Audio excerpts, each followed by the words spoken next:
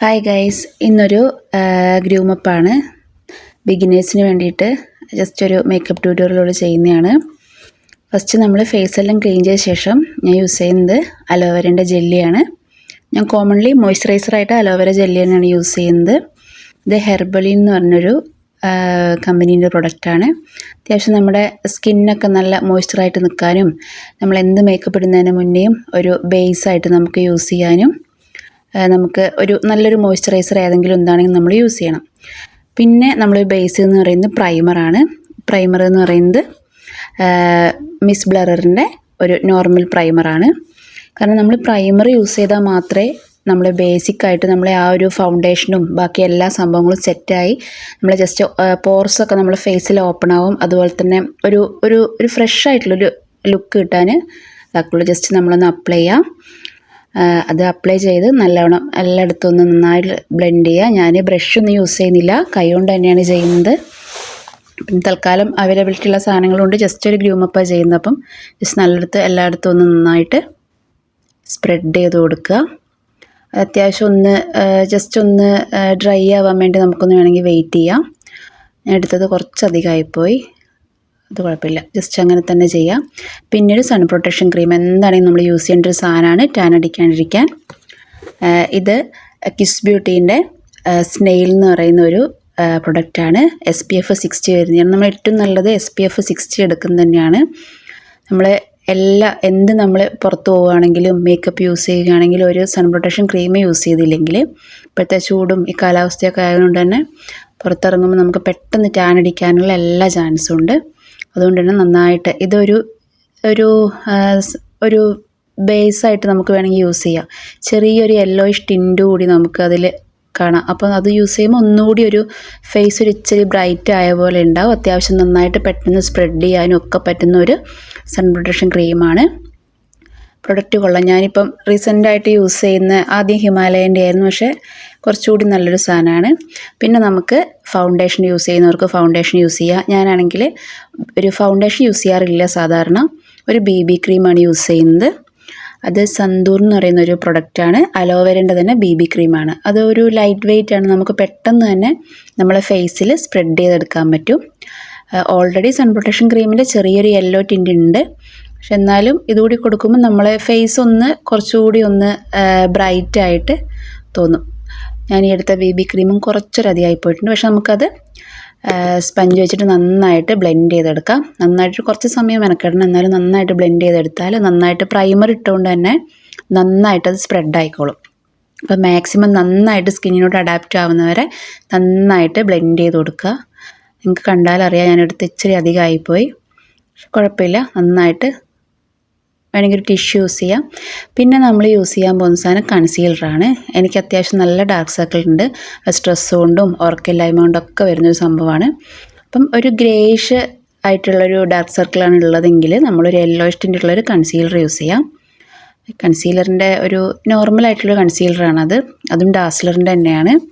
അത് just use ചെയ്യുക. അത് നമ്മൾ ഒരിക്കലും നമ്മൾ സ്പ്രെഡ് ചെയ്ത് കൊടുക്കരുത്. ജസ്റ്റ് സ്പഞ്ച് വെച്ചിട്ട് അല്ലെങ്കിൽ ബ്രഷ് വെച്ചിട്ട് ടാപ്പ് ചെയ്ത് കൊടുക്കുക ചെയ്യൽ.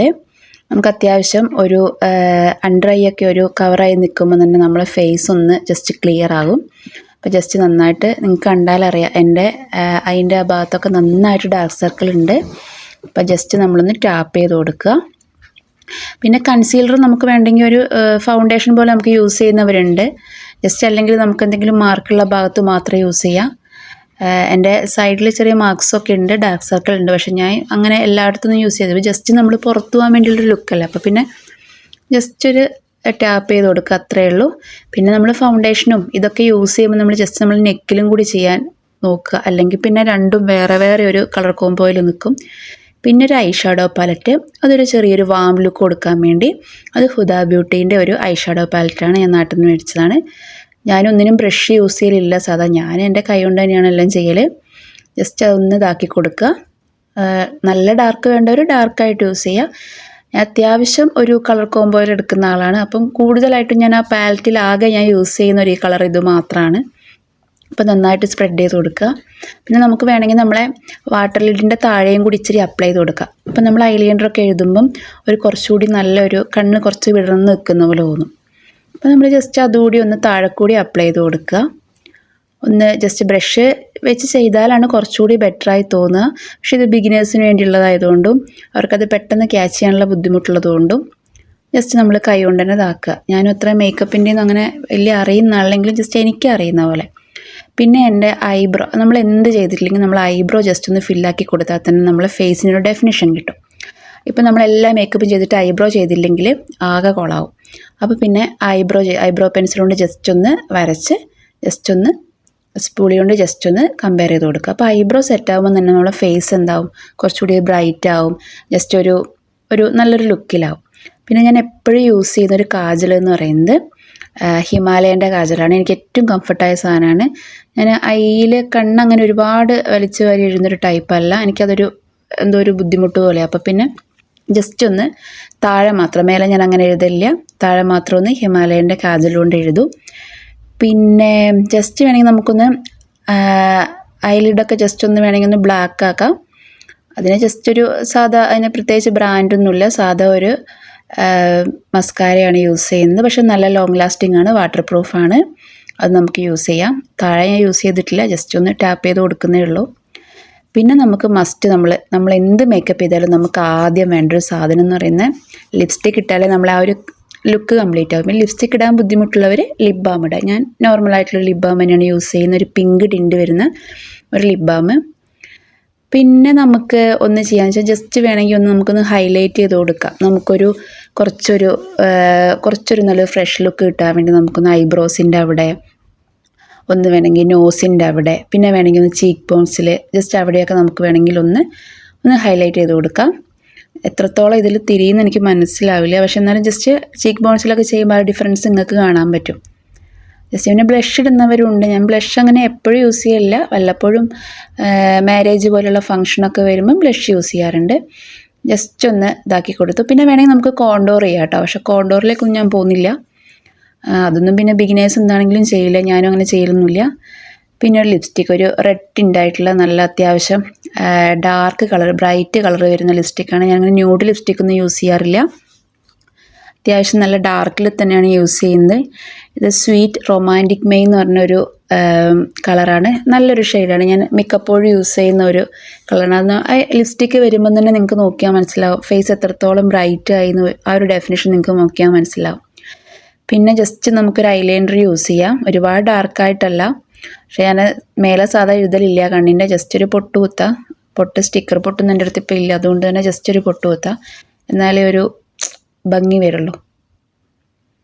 പിന്നെ നമുക്കൊരു ഇയറിങ്സ് ഇടാം. ഇയറിങ്സ് എന്ന് വെച്ചാൽ ഇച്ചിരി ട്രഡീഷണൽ എന്ന് പറയാൻ പറ്റില്ല, കുറച്ചൊരു നല്ലൊരു എത്നിക്കായിട്ടുള്ളൊരു പീസാണ് അത്. ഒന്നൊരു സ്റ്റഡായിട്ടും മറ്റേ പെയർ എന്ന് പറയുന്ന കുറച്ച് കവർ ചെയ്ത്, കുറച്ച് നമ്മളെ ഇയറിൻ്റെ അപ്പർ ഭാഗത്തേക്ക് കുറച്ച് കവർ ചെയ്ത് നിൽക്കുന്ന ഒരു ഇയറിംഗ് ആണ്. നമുക്കത് ജീൻസിനും ടോപ്പിനും മോഡേൺ ആയിട്ടുള്ള ഡ്രസ്സിനും അതുപോലെ തന്നെ എത്നിക് ആയിട്ടുള്ള വെയറിനും ഫങ്ഷൻസിനൊക്കെ നമുക്ക് യൂസ് ചെയ്യാൻ പറ്റുന്ന ഒരു ഇയറിംഗ് ആണ്.